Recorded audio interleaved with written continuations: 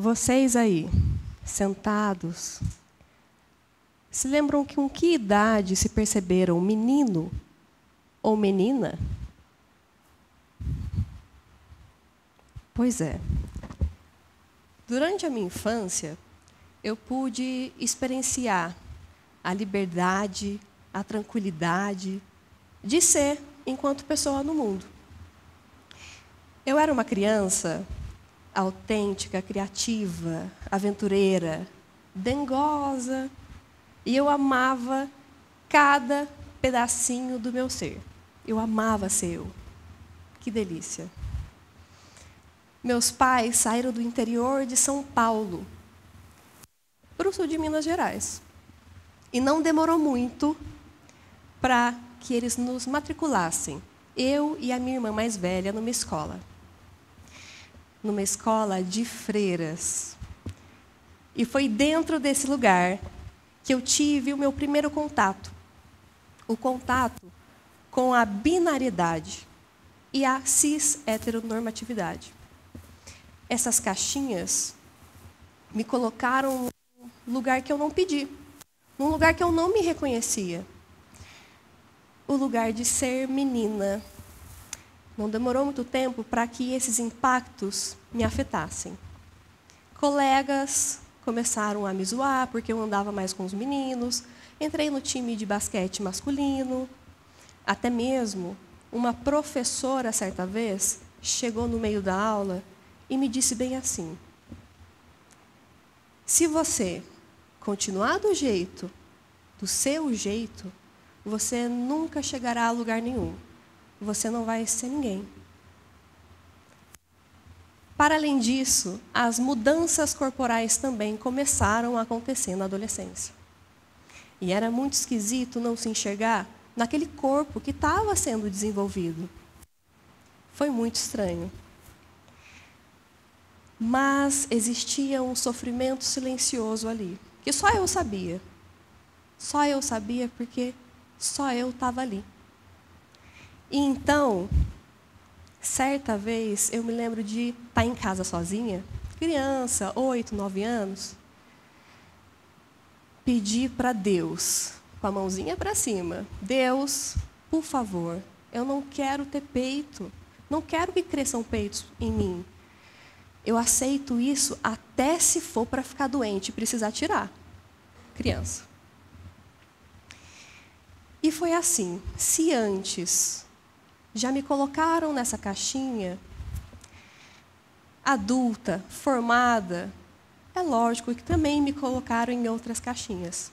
A caixinha de ser a psicóloga de sucesso, a psicóloga meiga, carismática. E foi então que, nesse momento, eu não aguentei. Era um período que eu já tinha casado, eu já me entendia enquanto pessoa lésbica, mas eu não estava feliz com a minha profissão, eu não estava gostando de estar ali. Parece que o meu trabalho não fazia sentido, por mais boa que eu fosse. E a gente sabe que a gente da comunidade LGBTQIA+, a gente precisa compensar quem a gente é, né? Olha, a Nath, ela é assim, mas ela é ótima. Ela é ótima profissional, de sucesso. Não me enxergava dessa forma. Eu estava cansada de compensar, porque eu já era incrível, só que eu não podia ser ainda. E foi então que eu dei uma última escutada na galera. Eu estava exausta. E aí falaram assim: para você ter sucesso na sua profissão, psicólogo que tem sucesso é psicólogo que tem consultório próprio, poxa. E eu tive. Com uma fila de espera quilométrica, num lugar privilegiado de Itajubá, com papel de parede importado. Mas eu não estava feliz. Eu não atingia quem eu realmente queria atingir. E isso assustou as pessoas. Como você não está feliz? Você atingiu um lugar muito esperado, muito lindo. E o meu corpo começou a falar. E eu não escutava, né, galera? Eu não escutava esse corpo. Mas ele começou a dar indícios e eu fui começando a ficar doente. Nesse sentido, eu estava numa encruzilhada. Ou eu continuava não escutando nada, ou estava na hora.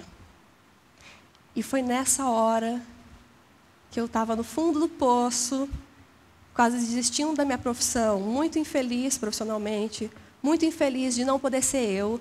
E ali, batendo a casa dos 30 anos, eu tive coragem e muito medo para sair do armário pela segunda vez. Porque a primeira já foi até esperada, né? A gente entende, sempre soubemos. Mas a segunda, como que eu ia falar para minha família? Como que eu ia explicar que não era nada mais disso? E foi então que, com muito apoio, né? E com muito medo, claro, como eu disse antes, mesmo o Brasil sendo o país que mais mata pessoas trans no mundo, eu tive a coragem de virar para minha esposa e dizer: eu sou uma pessoa trans não binária e eu preciso de ajuda. Prontamente, a gente começou uma saga. A saga de fazer a minha disforia, a minha vontade de viver, voltar. Pensando bem, como isso poderia acontecer? Lógico, vamos procurar na cidade pessoas de acesso à saúde, vamos marcar médicos.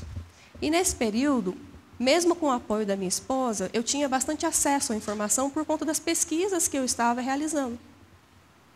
E eu estava tão empolgada que eu falei: meu, é agora, agora vai. Tem que ser, porque se não ser, eu acho que eu nunca mais vou poder ser eu, né? Então, gente, marcamos o melhor ginecologista, mastologista daqui. Eu estava muito nervosa, muito empolgada. Chegamos lá e, gente, a consulta foi maravilhosa. Deu tudo certo, até o ponto de eu falar quem realmente eu era. Quando eu disse que eu era uma pessoa trans não binária, e eu gostaria de informações, orientações, para como eu poderia buscar uma possível cirurgia de afirmação de gênero, ou até mesmo recomendações de profissionais. Foi um choque, porque ele me disse bem assim: eu não vou falar isso contigo. Eu só vou falar com você na presença de um advogado. Naquela hora, eu saí da consulta, minha esposa me esperando lá fora, ela falou: o que aconteceu? Eu falei: não sei se eu cometi um crime, eu não sei o que eu fiz de errado, eu só sei que parece que... Nossa, eu sei meus direitos, mas o que aconteceu? E aí eu fiquei bastante pensativa. E por alguns milésimos de segundo, eu quase desisti de novo. Mas minha esposa segurou minha mão e falou: vamos, a gente vai encontrar. Nesse momento da minha vida, eu não era mais a profissional da área da saúde, eu era a paciente pela primeira vez. E pela primeira vez eu estava passando por uma coisa que eu não tinha passado ainda, mesmo sendo parte da comunidade LGBTQIA+, tão diretamente. Eu estava passando pela transfobia, de diferentes formas, porque isso ainda se perdurou, tá? Os outros próximos exames que aconteceram, eles foram recheados de transfobia. E não era um lugar que eu estava acostumada. Cada vez que batia isso em mim, eu falava: será que é isso mesmo? Mas vamos lá. E foi nesse momento também que a minha resiliência ela começou a acontecer. Eu precisava ser eu. Já não era algo simples, era uma necessidade. Ou eu era, ou eu era. E foi então que, nesse momento, buscando as alternativas de acesso à saúde, depois de passar pelas transfobias, eu consegui alguns médicos, alguns especialistas, mas fora daqui. E isso me chateou bastante. Eu fiquei pensando: por que será que a gente não tem esses profissionais aqui? Mas tudo bem, vamos lá. No SUS, essa cirurgia de afirmação de gênero ela é gratuita, mas a fila de espera é de anos. No convênio, a gente tem essa possibilidade também de cobertura, mas só para pessoas transbinárias que estão em hormonização. Para pessoas como eu, pessoas trans não binárias, é particular. E foi com a ajuda de muita gente, amigos de todos os lugares do mundo, familiares, tudo, que eu consegui fazer essa cirurgia de afirmação de gênero. E assim, foi uma reviravolta, tá? Porque se eu pudesse descrever essa sensação, seria uma sensação de reencontro. Reencontro com essa criança. E aí, quando eu reencontrei essa criança, eu estava viva. E eu estava muito bem. A partir de então, quando eu tive essa oportunidade e privilégio, eu queria viver. E foi muito, muito maravilhosa essa experiência. Porque também impactou na minha prática. Que eu estava quase desistindo. E eu falei, cara, eu preciso fazer isso. Eu preciso voltar minha prática para essas pessoas. Hoje em dia, para além das pesquisas, eu acompanho pessoas trans nesse processo de cirurgia de afirmação de gênero, seja na avaliação, acompanhamento, mas, principalmente, eu perpasso pelas instituições de ensino para falar que a gente existe e que a gente precisa de cuidados voltados para as nossas especificidades, para que não ocorra mais nenhum tipo de LGBTfobia.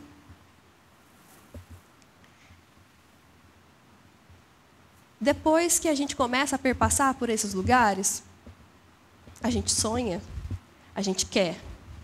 E Itajubá é uma cidade universitária, com grandes lugares, universidades, que tem a área da saúde. E eu me pergunto, por que será que, ainda assim, tendo essa potência aqui dentro, a gente tem a falta? E pensando muito nisso, e isso ocupa um triplex na minha cabeça, tá? Eu gosto muito de pensar numa frase do Paulo Freire. O Paulo Freire, ele diz que a educação não transforma o mundo. Educação muda pessoas. E pessoas transformam o mundo. E é isso, sabe, gente?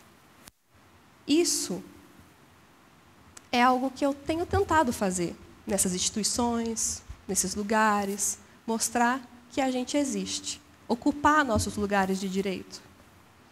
E pensando nisso, eu tenho um desejo demais, assim, que para algumas pessoas pode até parecer utópico, mas eu acredito que Itajubá possua e seja um centro de saúde LGBT multi,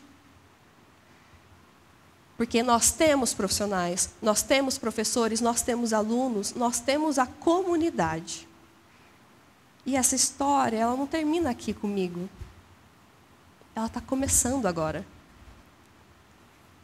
E é com vocês e com essas pessoas que eu acredito que a mudança vai vir.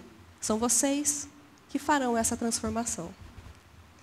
Eu sou Natalia Mota e agradeço demais a atenção de vocês.